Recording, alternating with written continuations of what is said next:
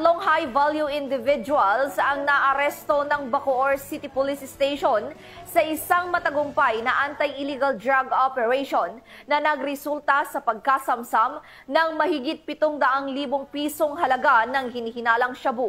Patrolwoman Priscel May Urbano sa report.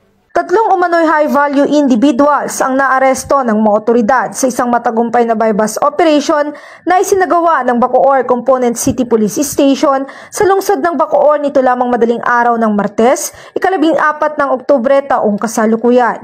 Kinilala ang mga suspect na sina alias Boss at alias Christian na kapwa residente ng Parañaque City at alias Emmanuel na taga Bacoor City.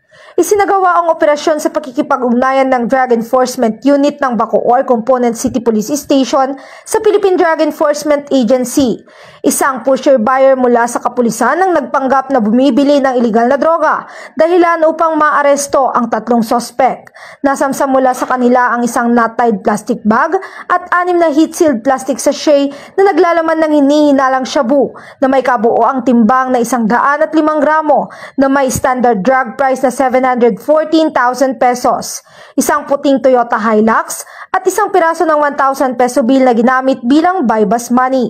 Ang mga ebidensya ay agad na dinala sa Provincial Forensic Unit sa Imus City para sa kaukulang pagsusuri. Kasalukuyang nasa kustodiya ng Bacoor Component City Police Station ang mga naarestong sospek habang inihahanda ang kasong paglabag sa RA 9165 o ang Comprehensive Dangerous Drugs Act of 2002.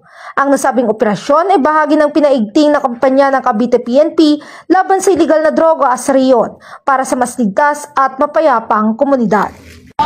Mula dito sa PRO Calabarzon, ako ang inyong Police News Network Correspondent, Patrolwoman Priscel May Urbano, alagad ng batas, tagataguyod ng balitang pulis.